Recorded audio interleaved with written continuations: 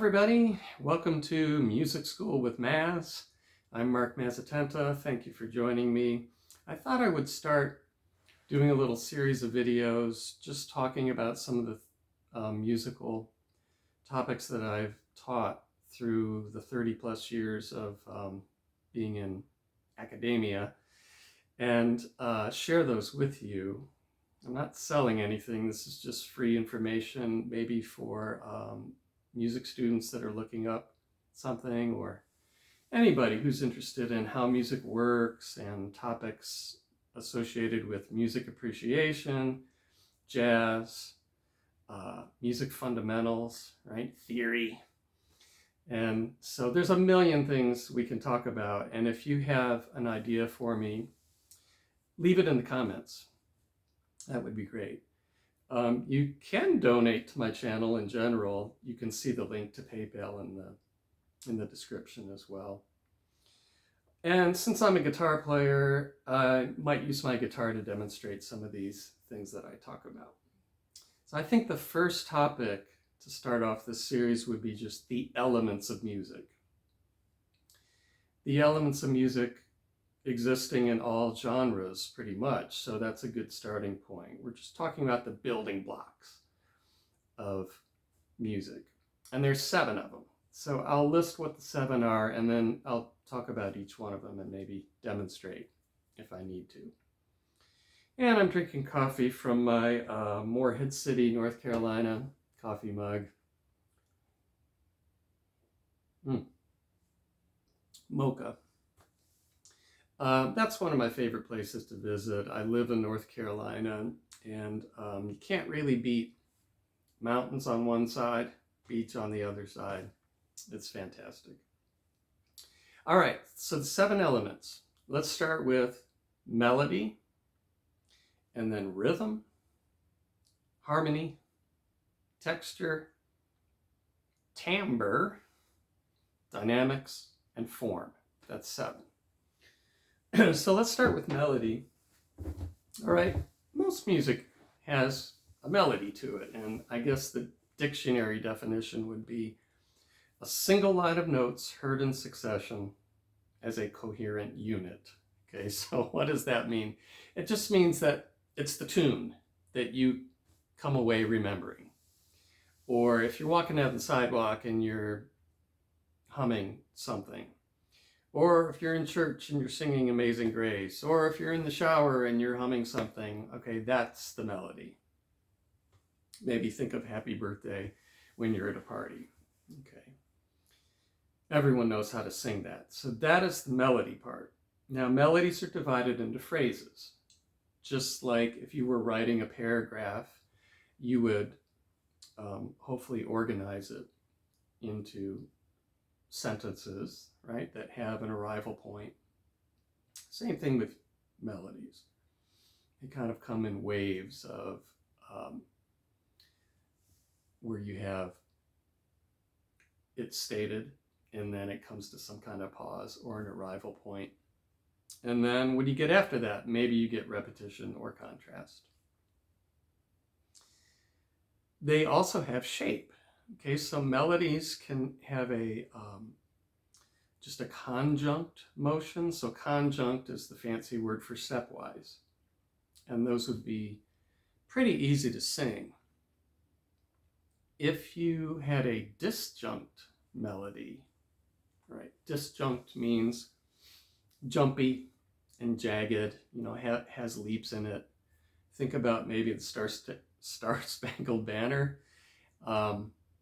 You may have heard some people butcher that at baseball games, and the reason is it's hard to sing. It's a very disjunct melody. Rhythm is number 2. I think everybody knows what rhythm is. It's that underlying pulse that courses through the music. However, there's some math involved. So math haters, sorry, but math is all around you in your everyday life. And music is no exception to that. So when you're talking about rhythm, you have to talk about math and beat groupings and so forth. I suppose most You could say most music is grouped into groups of fours. So, for instance, if you're tapping a steady beat like this, all right, you can accent a certain beat to convey to the listener that you're in groups of fours. Like hit the first one harder, like 1, 2, 3, 4. 1, 2, 3, 4. 1, 2, 3, 4. 1, 2, 3, 4. Right, that's pretty clear. Groups of fours. You could also have groups of threes, like a waltz. If you listen to the bass, you get 1, 2, 3, 1, 2, 3, 1, 2, 3, 1, 2, 3. Okay, that's a rhythm that's in triple meter because it's grouped into threes. But most music is in groups of fours, I would think. Duple meter is the fancy word for that. There is some music. I like to listen to more modern classical music and progressive rock music that might have different beat groupings, like 7, for instance. 1, 2, 3, 1, 2, 3, 4. 1, 2, 3, 1, 2, 1, 2, 1, 2, 3, 1, 2, 3, 1, 2, 3, 1, 2. That's 7. 1, 2, 3, 4, 5, 6, 7. 1, 2, 3, 4, 5, 6, 7. Something like that. And those are fun. Harmony. This is a big topic. All right, so if you play piano or guitar, you are the person usually that's supplying the harmony. So harmony just means 3 or more notes played together. Boom. If all your fingers are coming down on the piano, that is a chord or a harmony, just like this is a chord. That's the harmony part. Okay, now harmony can be as big or as small as you want it to be. Okay, and the harmony just is there to support the melody. So you've got a melody line that's prominent, and then you have these harmony notes that support it underneath. And you can have triads.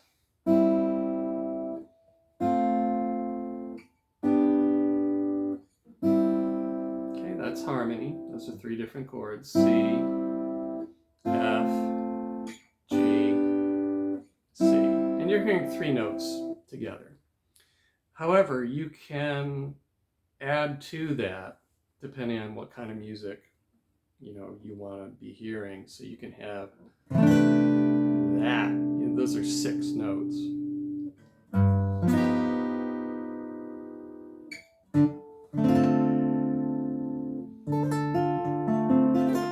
can ornament some of these things.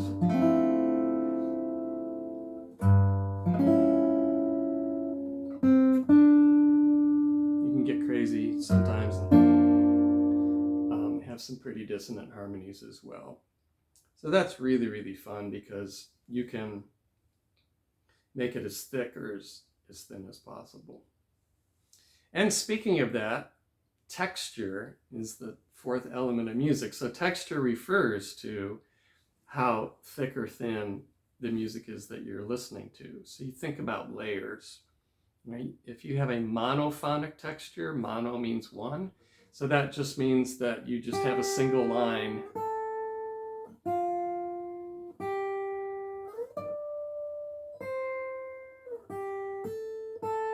Right? That's monophonic because there's nothing happening except for that one line of melodies.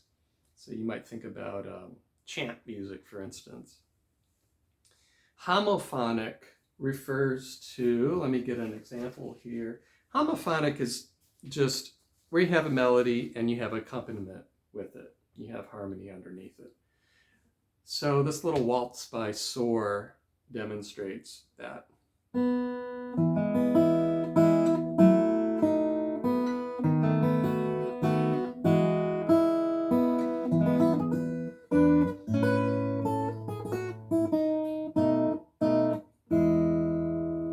It's got a nice little singable melody and then accompaniment along with it, chords. And then polyphonic texture, poly means, right, several lines going on at the same time. I guess the classic example of that is maybe something from the Baroque period by Johann Sebastian Bach, because he was the genius at composing polyphonic music, like fugues and pieces that have imitative counterpoint. Think about Row, Row, Row Your Boat.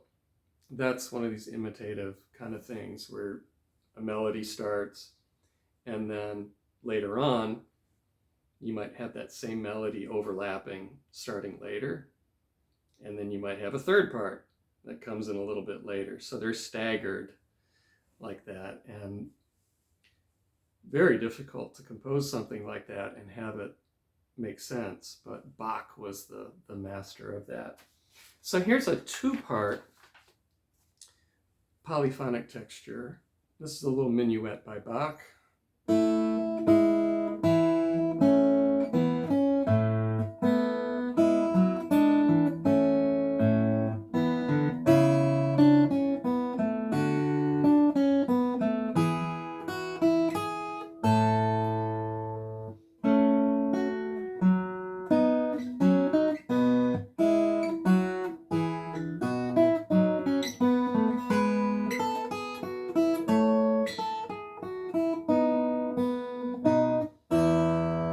Okay, that's just an excerpt from that. It's a two-part piece, meaning that I could actually have different people playing those two separate lines. So if you can make a duet out of it like that by separating the top voice from the bottom voice, you know that you must have some kind of multiple layer texture. Timbre. Okay, this is a word that looks like timbre, Timbre. Timbre is how it's pronounced, and it just means tone color. So that's the characteristic of the sound coming from an instrument. So sometimes this gets a little confused with, if I say, hey, what's the tone? Describe the tone of this piece. Or what is the tone that stands out the most in the song? Sometimes people will say, oh, well, the tone is really chill, or the tone, was really energetic or something. But that's a different kind of tone. I don't mean tone as in the mood of something, but tone as in the tone of a trumpet is different from the tone of a flute, is different from the tone of an acoustic guitar, is different from the tone of somebody's voice. Okay, so timbre refers to the characteristic tone of an instrument. Like trumpet, you might describe as metallic, penetrating, buzzy. Adjectives like that can describe tone. Somebody's voice can be scratchy, it can be smooth, it can be boomy, it can be small, right? These are just ways to describe tone, right? And tone is a very individual thing and can be controlled, or is just there in the person in terms of voice, in terms of guitars. Yeah, you can have a lot of variety in the tone. Dynamics. Dynamics is the fancy word for volume. Okay, so if you are playing a piece of music and it starts really loud and then it kind of fades and gets quieter and quieter and quieter, you would say that the dynamics have gone from loud to soft. Or you could simply state, wow, the dynamics, there were really a lot of dynamics that I was hearing in this piece. You've probably all maybe heard some kind of monotone, whether it's in music or somebody, giving a lecture at school, where they don't change their volume at all. And it's really easy for the brain to just turn off after a few seconds with that going on. But if you have something really loud all of a sudden, Or for dramatic effect, you get very quiet and intense. Right, that's variety and dynamics. And you want that because it makes the music more interesting. Form is the seventh element of music, and form just means that how a song is structured. So the structure of it. And musicians, we describe form with letter names, right? So I could say, hey, let's play this song, and if you don't know it, it's in, it just goes A, A, B, A, and each section is 8 measures long. All right, that's telling the musician quite a bit. Okay, A, B, A would mean, okay, the A section has made some kind of a statement. Maybe it's the main melody. If you say A again, that means you're repeating it. And then if you use another letter like B, that means that something contrasting has now kicked in. And then if you return to A, that means that you're hearing the earlier A melody again. So you can have all kinds of forms. You can have A, B, A. You can have A, B, A. You can have abacaba, right? A, B, A, C, A, B, A. Really, if you're a composer, you can compose any kind of format that you want. Okay, but most music follows some kind of logical form. Right? Even pop music, right? Most people are used to like verse, chorus. Okay, so you could kind of map out a tune that way, and that would be describing the form. All right, so I want to just end with maybe just playing an actual tune that I think is really great. This is called Raindrops Keep Falling on Your Head, and I want to use this to demonstrate some of these elements. This is a song written by Burt Bacharach and Hal David. They were a great songwriting team. And this was written for the 1969 movie Butch Cassidy and the Sundance Kid. And this song was #1 on all the, pop charts in 1970. And so I want to demonstrate melody. Right? So here's the melody. We're in F.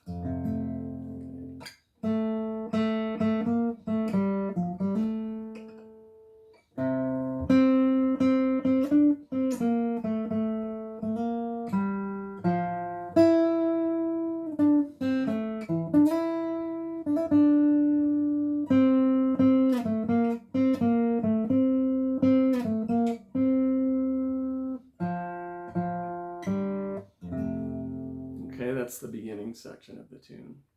Really beautiful, singable melody. Harmony. Okay, here's the harmony.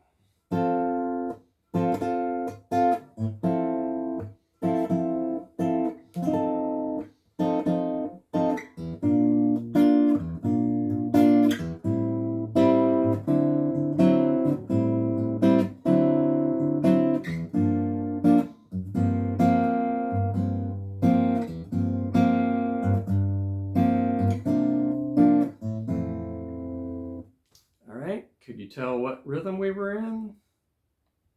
2, 3, 4, 1, 2, 3, 4, 1, 2. Okay, we were in 4/4 time. Now let me combine the melody and the harmony. 1, 2. I'll try. 3, 4.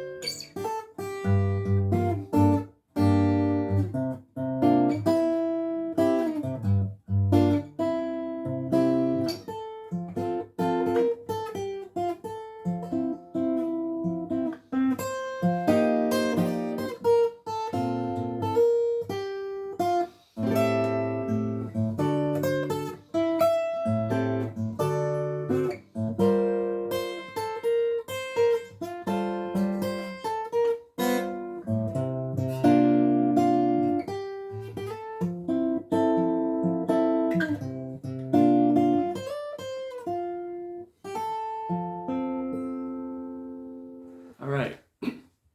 So that has a beautiful melody, beautiful chords. I wish that more of the pop music today, 2022, was constructed like that. You don't really hear all of those elements like that so strongly in most of the music that's popular now. So if you're a composer out there, try to make all those 7 elements really, really strong, and you'll have a great composition that lasts for a long time. All right, everybody. Well, that was our first little installment of Music School with Mazz.